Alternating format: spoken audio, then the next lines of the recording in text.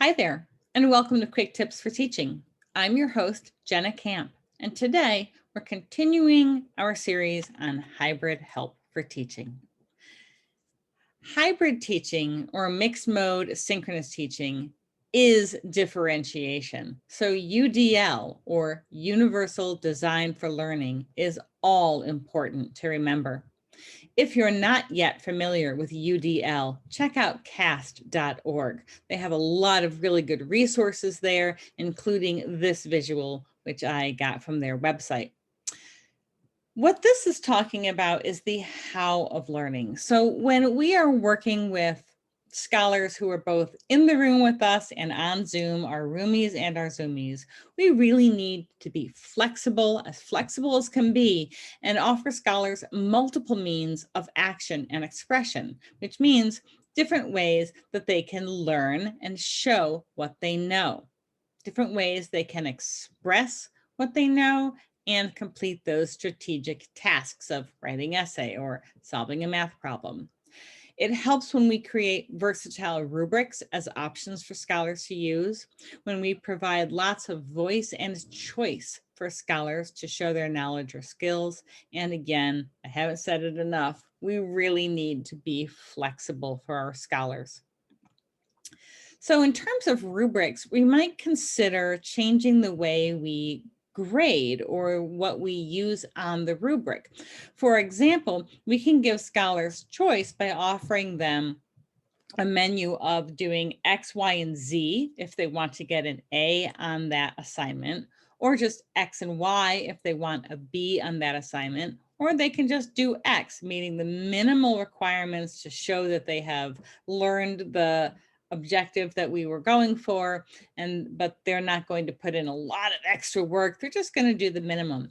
Sometimes scholars need that option. They might have a lot of other work they have to do, and your assignment isn't going to take a complete back burner, but they have to put in a little more effort for something else right now. And so having that choice from you to take a C on this small assignment while they really work for something else is really helpful and really creates a sense of agency for scholars.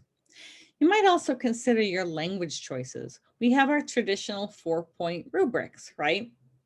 A, B, C, D often, or we talk about mastery or meeting expectations or having to work a little more or near expectations.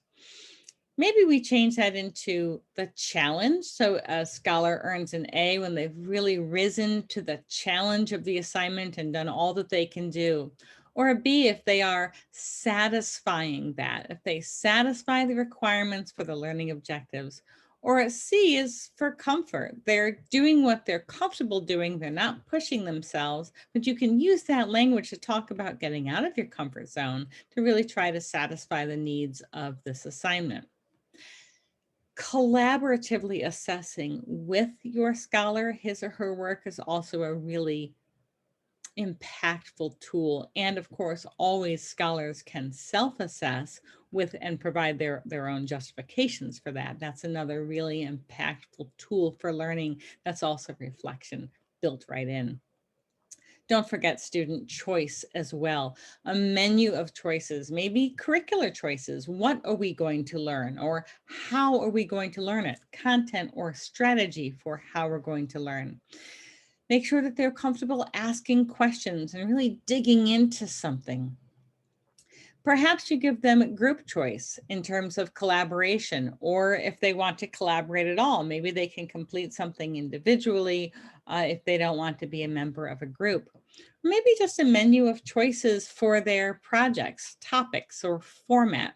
I recently gave to my scholars their final project of the year, and there were multiple ways that they could meet the objectives of the assignment, of the learning. But they could take a movie, or they could do like a little Flipgrid video. They could create a sculpture. They could paint something. They could write an essay or a poem or a story. They could create a board game. There were so many different choices. I really wanted to make sure that they had the autonomy to choose what was best for them, to show that they knew what I was asking them to learn. I hope this was helpful. So for more quick tips, check out jennacamp.com or find me on my YouTube channel at Jenna Camp Educational. You can like these videos and subscribe. You can also find me on Facebook and Instagram, pretty soon on Twitter. And don't forget to check out my podcast on Apple Podcasts or Spotify or at jennacamp.com. That podcast is called Think or Thwim, and it's all about how teachers help scholars develop critical and creative thinking. Thanks for joining me today.